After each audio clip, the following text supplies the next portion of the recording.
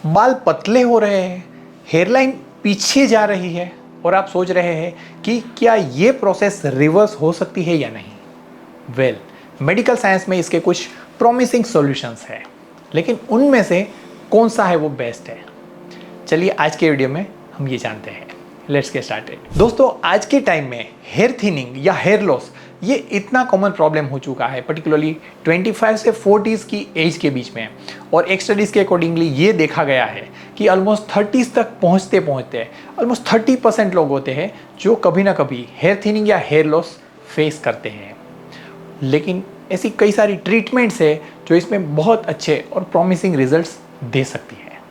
लेकिन सबसे इम्पोर्टेंट बात यह है कि सही टाइम पे सही ट्रीटमेंट का शुरू करना। कई बार जब हम राइट टाइम पे ये ट्रीटमेंट शुरू कर देते हैं, तब हम कई बार हमारे एग्जिस्टिंग हेयर की लाइफ को भी प्रिजर्व कर सकते हैं, उसे मेंटेन कर सकते हैं।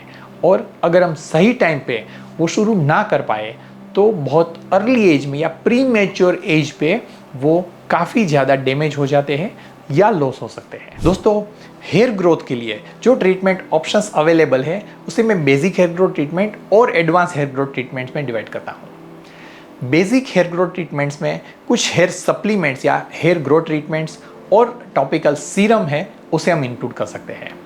कई बार लोग हेयर सप्लीमेंट्स को मल्टीविटामिन के नाम से भी जानते हैं, लेकिन दोस्तों याद रखिए कि मल्टीविटामिन टेबलेट्स और हेयर ग्रोथ सप्लीमेंट्स में बहुत बड़ा अंतर होता है। इसमें हम कौन कौन से माइक्रो न्यूट्रिएंट्स को इंक्लूड कर रहे हैं, उसके किस डोजेज में या किस कॉम्बिनेशन में हम यूज़ कर रहे हैं और कितनी फ्रीक्वेंसी के साथ हम यूज़ कर रहे हैं, वो बहुत मैटर है और वो डिसाइड करता है कि हेयर ग्रोथ में उसकी कितनी इम्पैक्ट होगी। हम इसके लिए जो यूज़ करते हैं वो cyclical hair regrowth treatment use करते हैं, जो इसके लिए बेस्ट मानी जाती है। और इसी के साथ हेयर ग्रोथ सीरम जो यूज़ किए जाते हैं, जो पेप्टाइड सीरम होते हैं, जो हेयर रूट्स को रिजुवेनेट करते हैं और हेयर थिनिंग में हेल्प करते हैं। और इसके साथ कुछ एक ओवर द काउंटर जो सॉल्यूशन जो लोग बहुत कॉमनली यूज़ करते हैं वो है मिनोक्सिडिल ट्रीटमेंट, जो सीरम फॉर्म में इस्तेमाल किया जाता है और कई बार उसे टेबलेट फॉर्म में लिया जाता है। लेकिन इम्पोर्टेंट ये है कि इसका यूज़ इतना कॉमनली या ओवर द काउंटर जैसे लोग यूज़ करते हैं रेंडमली विदाउट एनी कंसल्टेशन, ऐसे नहीं करना चाहिए और उसे आपके कंसल्टेंट के गाइडेंस में ही इसे इस्तेमाल करना चाहिए। इसके साथ कुछ एडवांस हेयर ग्रोथ ट्रीटमेंट्स जैसे कि PRP treatment, mesotherapy, microneedling therapy, cool light laser therapy वगैरह ट्रीटमेंट्स भी अवेलेबल हैं, जो बहुत पॉपुलर है और बहुत कॉमनली यूज़ की जाती है। लेकिन मेरे हिसाब से बेसिक हेयर ग्रोथ ट्रीटमेंट्स इतनी इफ़ेक्टिव है कि अगर प्रॉपर तरीके से उसे प्रिस्क्राइब किया जाता है तो बहुत अच्छे रिजल्ट दे सकती है।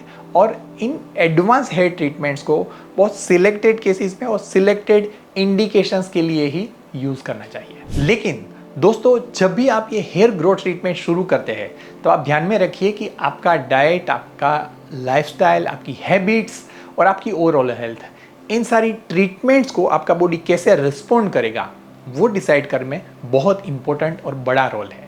और अगर आप उसे सही रखते हैं, उसे ऑप्टिमाइज करते हैं, तभी आपको इन सारी ट्रीटमेंट्स के बेस्ट रिजल्ट मिल सकते हैं। तो दोस्तों, अगर आप पूछते हैं कि क्या हेयर थिनिंग को हम रिवर्स कर सकते हैं या नहीं, तो हम बिल्कुल कर सकते हैं अगर आप ये सारी ट्रीटमेंट सही टाइम पे शुरू करते हैं तो।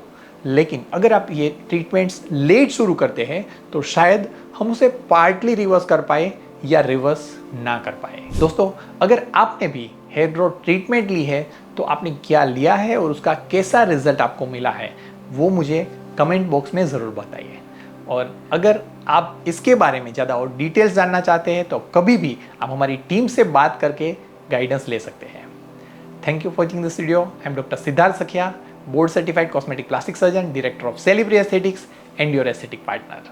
Stay tune till next video. Take care, bye bye, Jai Hind.